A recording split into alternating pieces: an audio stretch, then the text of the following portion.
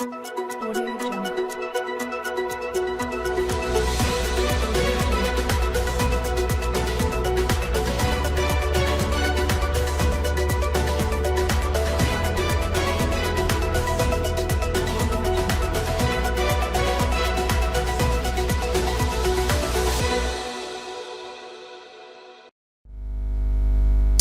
C'est la rétrospective de la semaine, mesdames et messieurs, bienvenue à vous dans ces actualités. Nous ouvrons le bal avec cette actualité où, après le contrôle de conformité de la loi sur la sous-traitance dans la ville-province de Kinshasa, le directeur général de l'autorité des régulations de la sous-traitance, Miguel Katembe, a publié le lundi 28 août le rapport sur le contrôle effectué dans la ville-province de Kinshasa et a annoncé par la même occasion le contrôle dans les autres provinces du pays prévu pour bientôt. On l'écoute.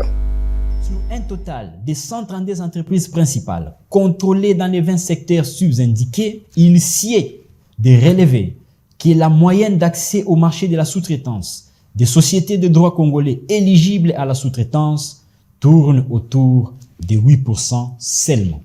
Prenons à titre illustratif le cas du seul secteur des télécommunications. Sur 1428 sous-traitants ayant exécuté les marchés pendant la période concernée par le contrôle, les sociétés de droit congolais éligibles ne représentent que 15% pour un chiffre d'affaires de 28 millions de dollars américains sur un total de 253 millions de dollars de ces secteurs. Et dans d'autres secteurs, le pourcentage sont tellement faibles qu'ils ne dépassent même pas, sinon difficilement le 5%. C'est le cas des secteurs des transports terrestres, 2,99%, des transports aériens, 1,8%, de l'agroalimentaire, 3,13%, des hydrocarbures, 1,5%, des cosmétiques, 4,79%, ainsi que de l'hôtellerie, 5,9%.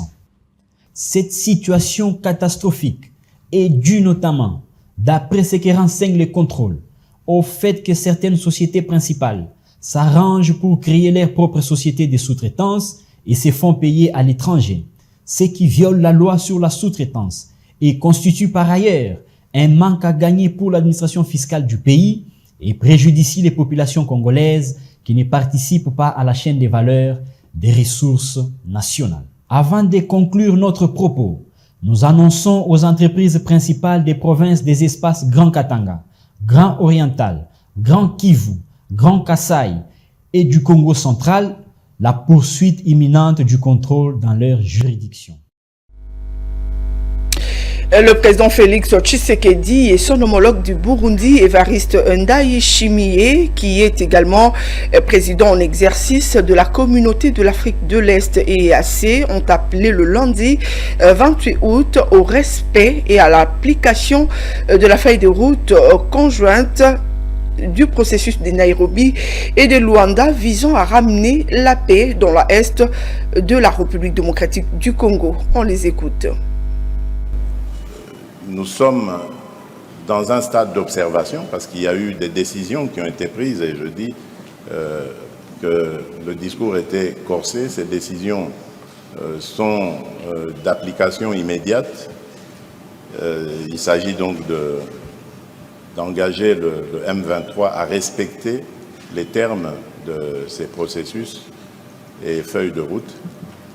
Et donc, nous allons observer, il est prévu, selon le président en exercice de notre communauté, la tenue très prochaine d'un sommet de l'EAC pour justement se pencher sur la question. Aujourd'hui, nous voyons que les autres groupes armés congolais ont accepté de déposer les armes, mais le M23 toujours est récalcitrant.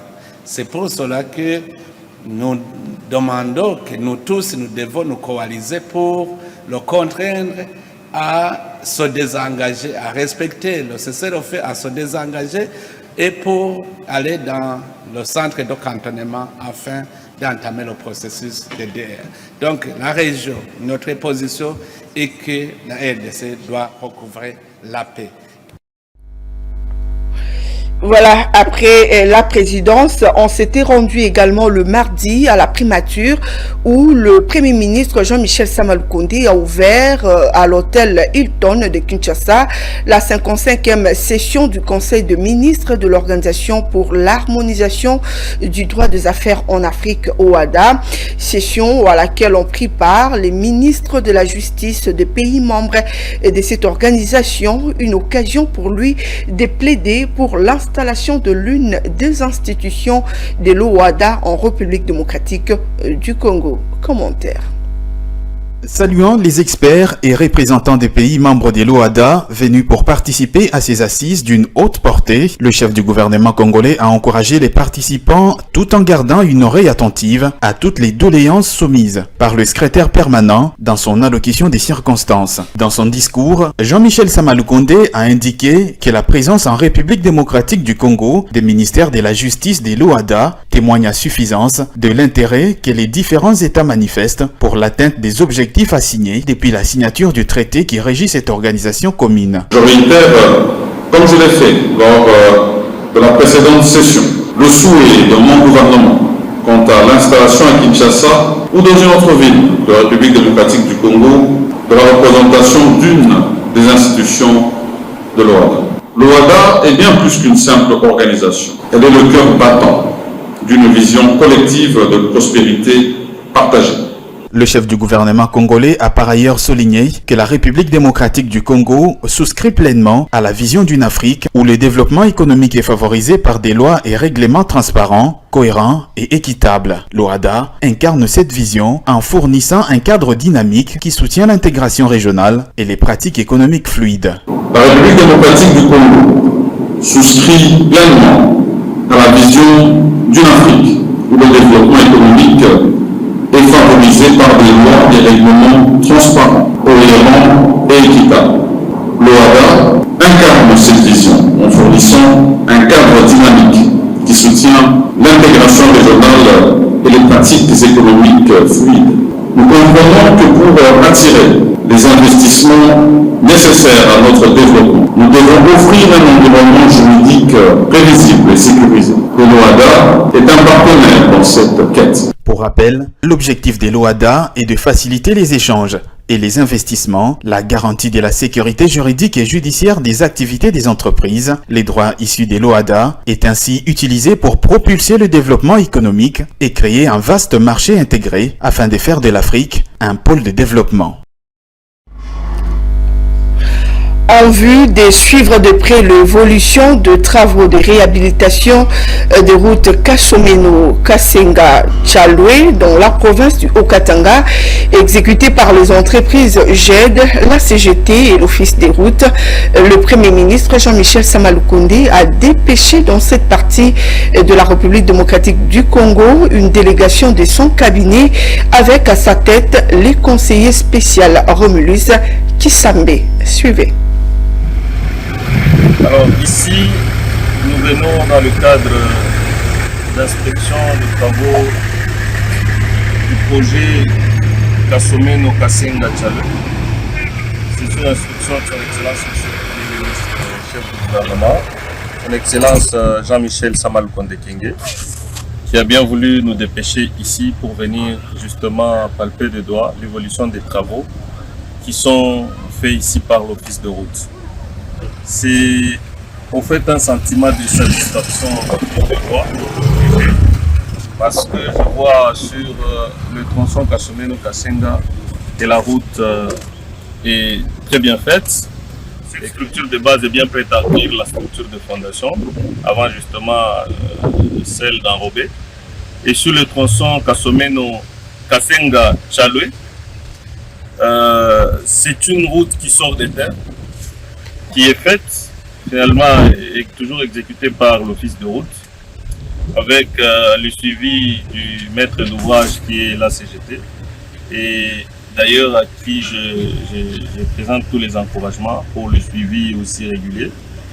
Ici, il y a lieu d'encourager justement ceux qui suivent ce projet, qui l'exécutent, la CGT, l'Office de route et l'entreprise GED qui a la charge justement du projet.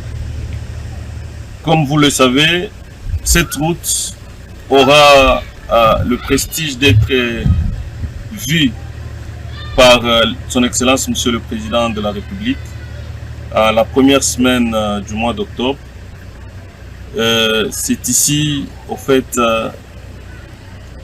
l'occasion de se rendre justement compte de l'importance et de l'intérêt que ça a sur le plan économique et sur le plan de la solution à apporter à cette population du territoire de Kasenga et du Haut-Katanga et puis finalement de la République démocratique du Congo.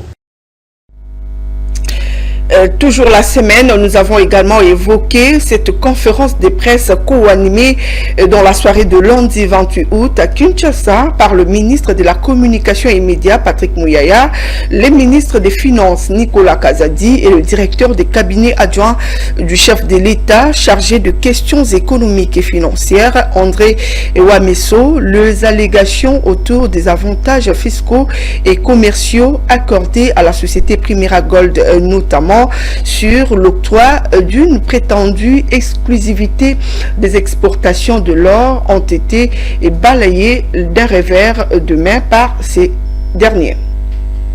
Selon le ministre des Finances, la présence de la firme Primera Gold est une stratégie qui permet à la République démocratique du Congo à la fois de récupérer sa souveraineté économique, mais aussi de lutter contre un des éléments qui expliquent la perpétuation des conflits armés dans la partie Est. Pour ces derniers, il est prévu également la signature d'un décret qui prévoit la création d'un centre de commercialisation et d'exportation. En parallèle, il a assuré que les processus mis en place a permis au pays de repérer une mafia qui empêchait de rendre l'or congolais compétitif afin de privilégier les pays voisins comme les Rwanda en termes de calcul des pourcentages. Nous avons pris l'initiative, au cours des discussions budgétaires, de demander que soit revu à la baisse le taux, la fiscalité à l'export pour l'or artisanal de 1,5%, qui n'était pas compétitif, à le ramener à 0,5%. Cela a été obtenu dans les discussions, et lorsque, pendant les discussions budgétaires, on finalise le projet de budget, nous sommes surpris de voir que le projet qui est déposé, après son approbation, revient au taux de 1,5 alors qu'on avait déjà obtenu qu'il soit baissé à 0,5. Grande surprise, et on a compris que déjà là, il y avait une mafia qui avait fonctionné pour empêcher de rendre notre or compétitif parce que cela arrangeait les affaires du Rwanda. Et donc, nous avons, au bout des discussions, convenu de ramener de 0,5 à 0,25. Donc, on a divisé par deux la fiscalité à l'export pour cette partie, qui ne concerne que cette partie du pays, c'est-à-dire la partie frontalière jusqu'en Ituri, parce que vous savez tous que cette partie est concernée par le conflit, elle est frontalière de deux pays qui siphonnent notre or, au moins deux, mais peut-être plus que deux, mais spécifiquement le Rwanda et l'Ouganda, et donc il fallait des mesures appropriées. C'est ça qui nous a amené à ce qu'on est arrivé. Toutefois, une question écrite sur ces sujets déposés au bureau de l'Assemblée nationale par un élu avait jugé inadmissible les avantages accordés à cette société. Pour celui-ci, cela ne favorise pas les sociétés congolaises du secteur de l'exploitation de matières premières. La semaine était également question de l'entretien qu'a eu ces 6 gouverneurs de province le mardi soir à Kinshasa avec le Premier ministre Jean-Michel Samaloukonde. Au menu des échanges, le taxe sur la superficie forestière et sur le crédit carbone, 2 taxes qui doivent profiter aux populations locales selon ces chefs des exécutifs provinciaux. Cette délégation des 6 gouverneurs des provinces représente en effet les 26 provinces de la RDC. Auprès du Premier ministre Jean-Michel Samaloukonde, ils sont venus plaider pour que la taxe sur la superficie forestière et sur le crédit carbone bénéficie aux populations locales. Au sortir de l'audience, la gouverneure de la province du Maïndombe, Rita Bola, qui a fait d'office de porte-parole de la délégation, a brossé en quelques mots la problématique de la gestion de la taxe forestière et du crédit carbone qui demeure pour elle une question d'actualité pour les provinces concernées. Nous sommes ici 6 gouverneurs qui représentent les 25 autres, les 20 autres qui ne sont pas là, en tout cas 26 provinces. Nous sommes venus un peu avant les élections parler avec le Premier ministre pour des problèmes que nous rencontrons dans nos provinces. Entre autres, ce sont nos taxes. Il y a pour ce faire une taxe sur la superficie forestière qui est aujourd'hui balancée au gouvernement central. Et il y a aussi la taxe de crédit carbone. Donc nous avons voulu vraiment que le premier puisse intervenir au taux de bénéfice, le partage de ce taux-là pour les provinces qui en produisent. Par ailleurs, la chef de l'exécutif de la province du Mai-Ndombe a également souligné que le chef du gouvernement congolais a promis de s'impliquer personnellement afin que ce problème soit résolu. Toujours à la primature, rentrée scolaire apaisée, réparation du câble fibre optique sur lequel la RDC est branchée, l'inflation, mais aussi les taux d'échange. Ce sont le sujet abordé le mercredi 30 août lors de la réunion de la conjoncture économique présidée par le Premier ministre Jean-Michel Samaloukonde à la primature. Les membres de ces comités ont noté, entre autres, une augmentation de réserves de change du pays qui se sont situées à 4,7 milliards de dollars américains, ce qui représente environ 2,6 semaines de biens et services. Suivez. On a commencé par examiner la situation économique au niveau international et à ce sujet, on a relevé 2 points. Le fait qu'il s'observe un léger relèvement de l'activité économique au niveau international qui est tiré essentiellement par les secteurs de l'automobile. On a également noté une baisse des prix des principaux produits miniers d'exportation de la République démocratique du Congo. Dans le secteur national, la RPTC, l'autorité de régulation des postes et télécommunications, a annoncé à la suite des problèmes que nous connaissons sur le plan de la téléphonie mobile, l'arrivée d'un bateau câblier dans les eaux de l'Afrique de l'Ouest qui va procéder dans les jours qui suivent à la réparation du câble fibre optique sur lequel notre pays est branché. Et donc on peut espérer que dans quelques jours, on aura une solution à ce problème de téléphonie que nous connaissons, tout ce qui nous a affecté au cours des dernières semaines. Sur le plan réel, en commençant par l'inflation, l'on note que le niveau est stable, comme on l'a observé au cours des dernières semaines, sauf que par rapport à la semaine du 18 août, on note au 24 août une légère accélération de la formation des prix. Et cette inflation se situe à 17,2% en cumul annuel et en glissement annuel à 22,8%, avec en projection un taux de 11,5% à fin exercice dans le cadre du programme convenu avec le Fonds monétaire international. Pour ce qui est du marché des changes, l'on note également une stabilité, sauf que comparativement à la semaine du 18 août, au 24 août, le franc congolais a connu une légère dépréciation et s'est échangé à un taux de 2462 francs congolais pour $1 américain. À l'indicatif et au marché parallèle, on est à 2505 francs congolais pour $1 américain. Et enfin, en ce qui concerne les réserves d'échange, on note une légère augmentation de 3%.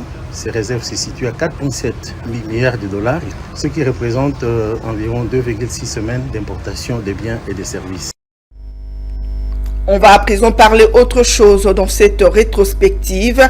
Lors de la campagne de recouvrement forcé de la vignette exercice 2021, 2022 et 2023, prévue pour le 8 septembre prochain, la Direction générale de recettes de Kinshasa prévoit de faire payer des pénalités des frais des fourrières. C'est ce qui a indiqué Nana Lambo, responsable de la cellule de communication de cette régie financière de Kinshasa. On invite ainsi les assujettis à payer leurs vignettes pour éviter ces doubles paiements. C'était au cours d'une interview lui accordée par nos reporters. Nous devons savoir que la campagne pour le paiement volontaire de la vignette a été lancée depuis le 23 juin 2023. Nous sommes allés à une prorogation jusqu'au 31 août 2023. Et à ce jour, les statistiques nous renseignent qu'il y a plus de 200 000 véhicules dans la ville de Kinshasa. Et à ce jour, la DGRK n'enregistre qu'auprès de son administration, juste 30 000 véhicules. Donc c'est ça notre communication. La DGRK sera sur terrain, mais elle ne sera pas seule. Elle sera accompagnée des éléments de la police nationale congolaise. Comme je venais de dire tout à l'heure, nous avons déjà pris plus de 2 mois pour la campagne du recouvrement volontaire et nous devons passer à la phase du recouvrement forcé. Nous sommes déjà allés à une prorogation qui nous a ramené la date jusqu'au 31 août 2023. nous faisons face à un sérieux problème d'incivisme fiscal. Nous pouvons aussi, les autorités peuvent aussi, une fois de plus, accorder un moratoire. Mais je dis, la plupart de propriétaires de véhicules, motos, camions, des unités flottantes ne vont pas respecter leur engagement fiscal. Il nous faut d'ores et déjà passer à la phase du recouvrement forfait. Nous devons également faire savoir à l'ensemble de la population de la ville de Kinshasa que pendant le recouvrement forfait, il y aura des pénalités. Hormis les pénalités, il y aura également des frais de fourrière. Nous les interpellons de venir payer leurs vignettes. Et ceux qui ne sont pas en ordre, quand bien même ils ne seront pas jusqu'à la date de demain, 31 août, mais puissent au moins chercher à être en ordre pendant le recouvrement forfait. S'ils ont des véhicules qui n'ont pas de vignettes, pour éviter tout désagrément, de laisser leur véhicule, de garer leur véhicule, de se rendre auprès de l'administration fiscale de la ville de Kinshasa, qui est la direction générale de recette de Kinshasa, pour payer leurs impôts comme il se doit. Le président Félix Tshisekedi a reçu le jeudi 31 août au palais présidentiel de Mongalema le lettre de créance des 4 ambassadeurs extraordinaires et plénipotentiaires qui viennent d'être accrédités en République démocratique du Congo. C'était au cours d'une cérémonie organisée en présence de quelques responsables politiques et administratifs congolais.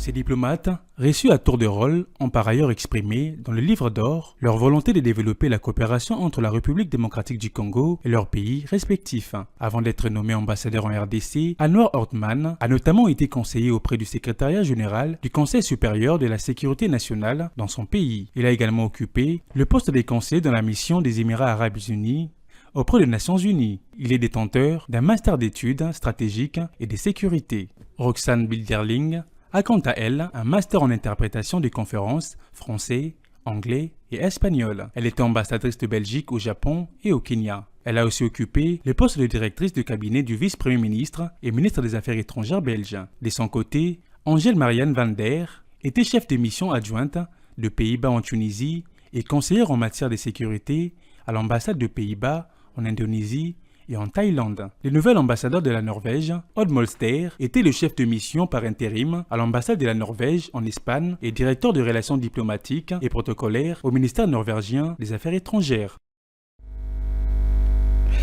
Dans une série d'ordonnances signées le 18 août dernier et rendues publiques le 31 août, le président de la République, Félix Tshisekedi, a procédé à certaines nominations, dont celle de certains nouveaux ambassadeurs extraordinaires et plénipotentiaires de différents pays, mais aussi à l'Agence nationale de l'électrification et des services énergétiques en milieu rural et périurbain.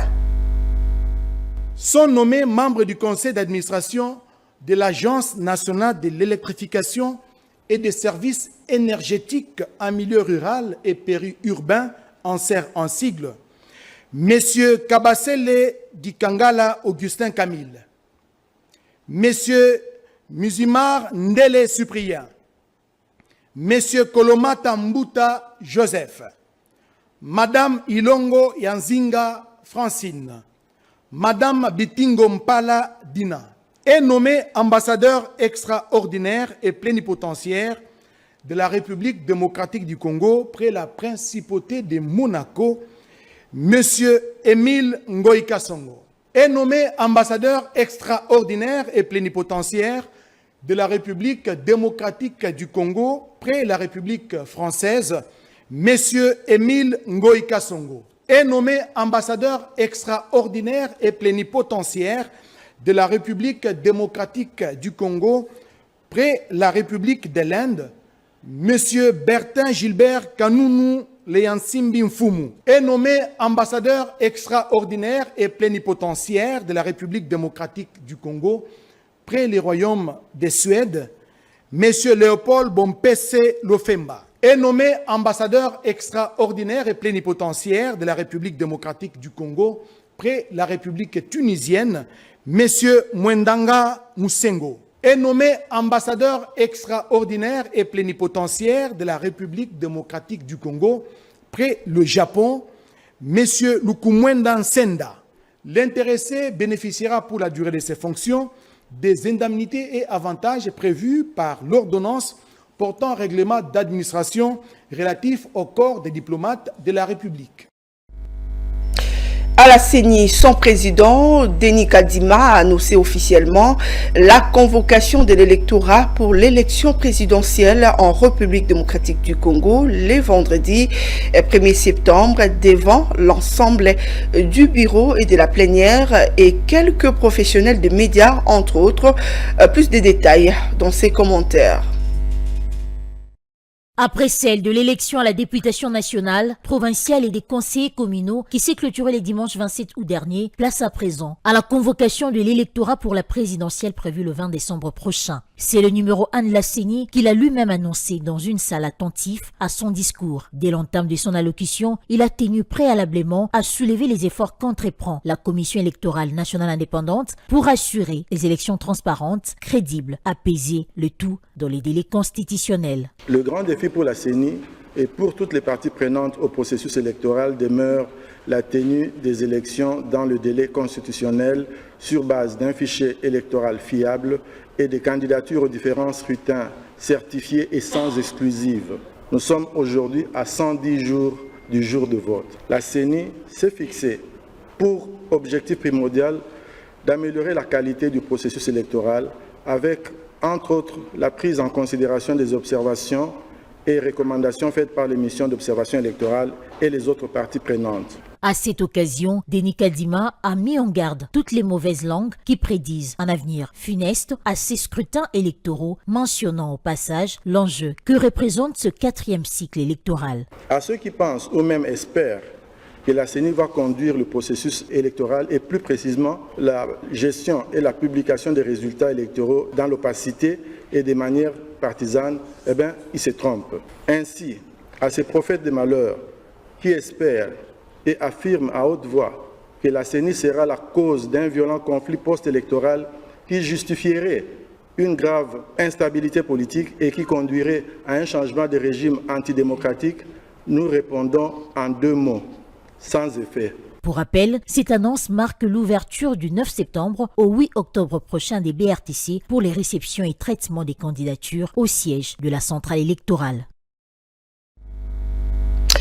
On a également parlé de ces projets de la route Nzolana qui est entrée dans sa phase de mise en œuvre de la couche des roulements. Le jeudi 31 août, le 7 km descend devrait être revêtu d'ici au mois de décembre si tout se passe bien. Le vendredi 1er septembre, le directeur général de l'Agence congolaise de grands travaux ACGT, maître d'ouvrage délégué au ministère des Infrastructures et Travaux publics sur ces projets, a assisté au début de la pose des enrobés. C'est la phase que les usagers et les riverains de la route Nzolana attendaient, celle de la mise en œuvre de la couche de roulement qui commence par l'imprégnation. Le jeudi 31 août, une importante mobilisation d'engins et de personnel est visible sur ce chantier. Les sous-couches construites et bien vérifiées comme le système de drainage, l'entrepreneur qui a procédé à l'imprégnation la veille a entrepris de poser les enrobés d'une épaisseur de 5 cm pour la couche de roulement, une fin de calvaire qui réjouit les habitants.